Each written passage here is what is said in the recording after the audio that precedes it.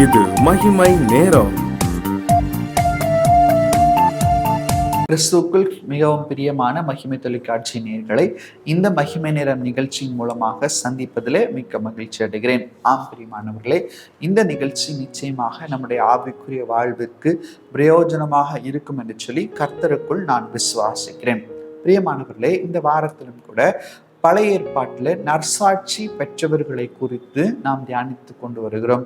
அந்த பிரகாரமாக இன்றைக்கு நாம் தியானிக்கிறதான ஒரு தேவ மனிதர் யார் என்று சொன்னால், அவர் எஸ்தர் எழுதின புஸ்தகம் 10வது அதிகாரம் 3வது வசனத்துல அவரை குறித்து நாம் வாசிக்கிறோம். யூதனாகிய மொர்தெகாய் ராஜாவாகிய ஆகாஸ்வேருவுக்கு இரண்டாவதவனும் யூதருக்குள் பெரியவனும் தன் திரளான சகோதரருக்கு பிரியமாயிருந்தவனும் அன்றி தன் ஜனங்களுடைய நன்மையை நாடி தன் குலத்தார் எல்லாருக்கும் சமாதானம் உண்டாக பேசுகிறவனுமாயிருந்தான். மொர்தெகாயை குறித்ததான ஒரு நற்சாட்சியை இந்த இடத்துல நாம் வாசிக்கிறோம். அவருடைய பண்புகள் எப்படியாக இருந்தது? அவர் தன்னுடைய சகோதரர் எல்லாருக்கும் பிரியமானவராய் கூட இந்த மொர்தெகாய் காணப்பட்டார். அது மாத்திரமல்ல, மற்ற அவருடைய விசேஷித்த ஒரு பண்பு என்ன இருந்தது என்று சொல்லி பார்க்கும்போது, அவர் ஜனங்களுடைய நன்மையை நாடி தன் குலத்தார் எல்லாருக்கும் சமாதானம் உண்டாக பேசுகிறவனாய் இருந்தான். ஜனங்களுடைய நன்மையை நாடி எல்லாருக்கும் சமாதானத்தை பேசுகிறவராய் இந்த மொர்தெகாய் காணப்பட்டதை நாம் பார்க்கிறோம். கிறிஸ்துவுக்குள் பிரியமானவர்களே, இந்த நாள்ல கூட இந்த வசனத்தை நாம் வாசிக்கும் போது இது எஸ்தரின் புஸ்தகத்துல இருக்கிறது. ஒருவேளை அந்த ஜனங்களுக்கு ரட்சிப்பு எஸ்தரின் வழியா, இந்த ராஜாவின் கண்கள்ல இருந்து பாதுகாப்பதற்கு எஸ்தரின் வழியா, எஸ்தரின் உபவாசத்தின் வழியாய் வந்திருக்கலாம். ஆனால் அதற்கு மிக மிக மிக மிக ஊக்குத்தானாய் காணப்பட்டது யார் என்று சொன்னால் இந்த மொர்தெகாய்.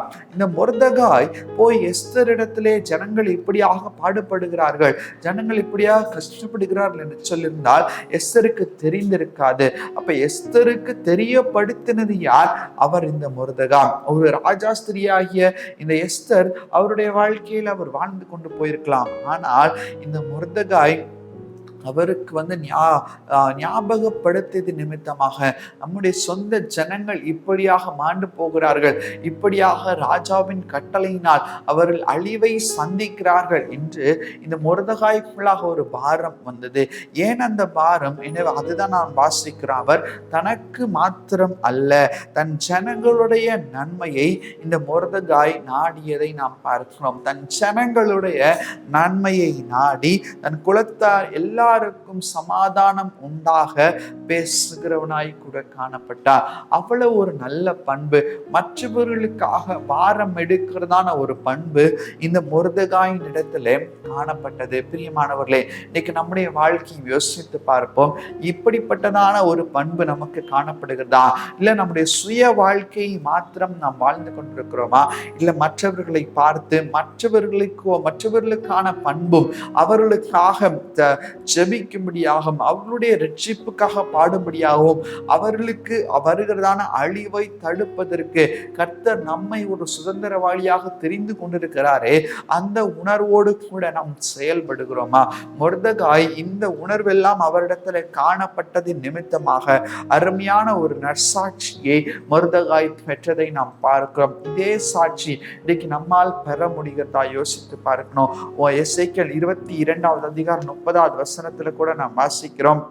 எசேக்கியேல் 22:30 நான் தேசத்தை அழிக்காதபடிக்கு திறப்பிலே நிற்கவும் கதவை அடைக்கவும் ஒரு மனுஷனை தேடினேன், ஒருவனையும் காணேன். நான் தேசத்தை அழிக்காதபடிக்கு திறப்பிலே நிற்க ஒரு மனுஷனை தேடினேன். திறப்பிலே யாருக்காக நிற்கும்படியாய் கர்த்தர் தேடுகிறார்? அவனுக்காகவா? அந்த ஒரே ஒரு மனிதனுக்காகவா? இல்ல, இன்னைக்கு ஜனங்களுக்காக திறப்பிலே நிற்க மோசே நின்றார் அல்லவா? ஆண்டவரே, ஆண்டவரே, இந்த ஜனங்களுக்காக நான் நிற்கிறேன் என்று சொல்லி மோசே நின்றார் அல்லவா? இன்னைக்கு நம்முடைய வாழ்க்கையும் இதே போல காணப்படுகிறதா? யோசித்து பார்க்க வேண்டும். நம்முடைய வாழ்க்கை சோதோம் கொமோரா பட்டணத்திற்காக ஆபிரகாம் நின்றார் அல்லவா, அவர் திறப்பிலே நின்றதை நாம் பார்க்க ஒரே ஒரு நீதிமான் என்று சொல்லி அந்த அளவுக்கு ஆண்டவரிடத்துல கெஞ்சி கேட்டதை நாம் பார்க்கிறோமே பிரியமானவர்களே. இன்னைக்கு ஆண்டவர் வேதனையோடு கூட சொல்லுகிறார், திறப்பிலே நிற்கவும் கதவை அடைக்கவும் நான் ஜனங்களை தேடினேன், ஆனால் ஒருவரையும் காணேன், நான் ஒருவரையும் பார்க்க முடியவில்லை, என்னால் யாரையுமே பார்க்க முடியவில்லை. ஏன் இவ்வளவு ஒரு வியாகுலம், இவ்வளவு ஒரு வேதனை எனக்குள்ளாக இருக்கிறது என்று சொல்லி ஆண்டவர் தன்னுடைய சஞ்சலத்தை நமக்கு கொடுக்கிறார். ஆனால் திறப்பிலே நிற்கிற மனிதனை பார்த்து ஆண்டவர் நற்சாட்சி கொடுக்கிறவராய் கூட இருக்கிறார். ஆண்டவர் எதிர்பார்ப்பது ஜனங்களுக்காக ஒரு முன்னுதாரணமாக, ஒரு முன்மாதிரியாக வாழ்கிறதான ஒரு வாழ்க்கை, ஜனங்களுக்காக பரிதபிக்கிறதான ஒரு வாழ்க்கை, இந்த நம்ம நாட்டிற்காக தேசத்திற்காக ஜபிக்கிறதான பாரம் எடுத்து நேரம் எடுத்து ஜபிக்கிறதான ஒரு வாழ்க்கையை கர்த்தர் எதிர்பார்க்கிறார். ஆனால் இந்த ஜப வாழ்க்கையை நம்மால் கொடுக்க முடிகிறதாம் யோசித்து பார்க்க வேண்டும். இந்த ஜப வாழ்க்கை நமக்குள்ளாக இருந்து வருகிறதா? உண்மையாகவே தேசத்திற்காக பாரம் எடுத்து நாம் ஜெபிக்கும் போது கர்த்தர் நிச்சயமாக அந்த ஜெபத்தை அவர் கேட்கிறவராய் கூட காணப்படுகிறார். ஏனென்று சொன்னால் 2 நாளாகவும் 7வது அதிகாரம் 14வது வசனத்துல வாசிக்கிறோம், என் நாமம் தரிக்கப்பட்ட என் ஜனங்கள் தங்களை தாழ்த்தி ஜெபம் பண்ணி என் முகத்தை தேடி தங்கள் பொல்லாத வழிகளை விட்டு திரும்பினால் அப்பொழுது பரலோகத்தில் இருக்கிற நான் கேட்டு அவர்கள் பாவத்தை மன்னித்து அவர்கள் தேசத்திற்கு சேமத்தை கொடுப்பேன். பிரியமானவர்களே, இன்னைக்கு நம்முடைய வாழ்க்கையை சற்று யோசித்து பார்ப்போமா? ஆண்டவர் சொல்கிறார், நாம் ஆண்டவர் நோக்கி பார்த்து ஜெபிக்கும் போது அந்த ஜெபத்தை ஆண்டவர் பார்த்து தேசத்திற்கு அவர் சுகத்தை சேமத்தை கட்டளையிடுகிறவராய் கூட காணப்படுகிறார். சுகத்தை தேசத்துல கட்டளையிடுகிறவராய் கூட காணப்படுகிறார். நம்முடைய வாழ்க்கை இப்படிப்பட்டதான ஒரு ஜெப வீரனாய், ஒரு ஜெப வீராங்கனையாய் நாம் எழும்ப வேண்டும் என்று சொல்லி கர்த்தர் எதிர்பார்க்கிறார்.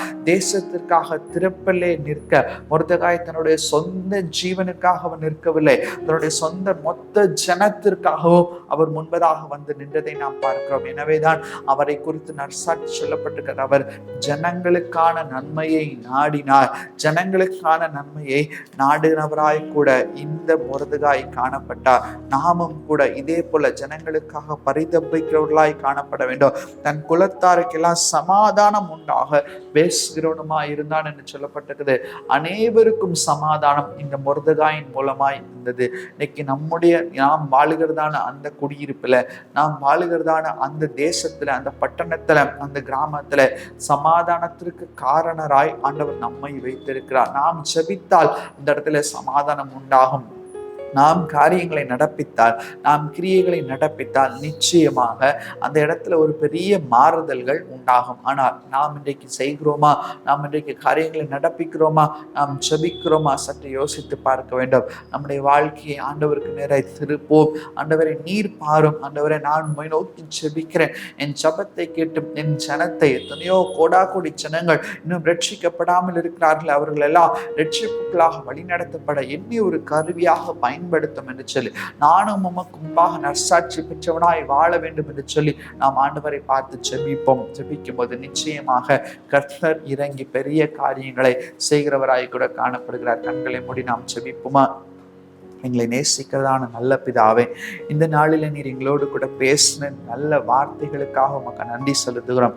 மொர்தெகாய் தன்னுடைய மொத்த ஜனங்களுக்கும் அவர் பாரம் எடுத்து தன்னுடைய ஜனங்களுக்காக அவர் சமாதானம் உண்டாக பாடுபட்டது போல கர்த்தாவே, இந்த நாளில் கூட நாங்களும் கூட திறப்பிலே நிற்கவும், உம்மை நோக்கி பார்க்கவும், ஜெபிக்கவும், ஆண்டவரே எங்கள் ஜனங்களுக்காக, எங்கள் தேசத்திற்காக நாங்கள் உறுதியாய் உத்தரவாதம் எடுத்து ஜெபிக்க பரலோகத்தின் தேவனை நீர் உதவி செய்யும்படியாய் ஜெபிக்கிறோம் அப்பா.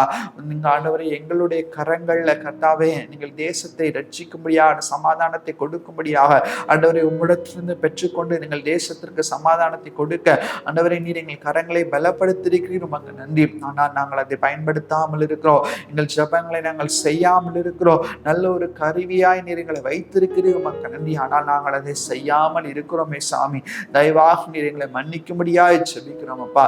ஒரு விஷயங்களை மன்னித்து நாங்களும் கூட ஜப வீரர்களாய், வீராங்கனைகளாய் எழும்பி பிரகாசிக்க நீங்க கிருபை செய்யுங்க. உம்முடைய நாமம் ஒன்றே மகிமைப்படுவதாக.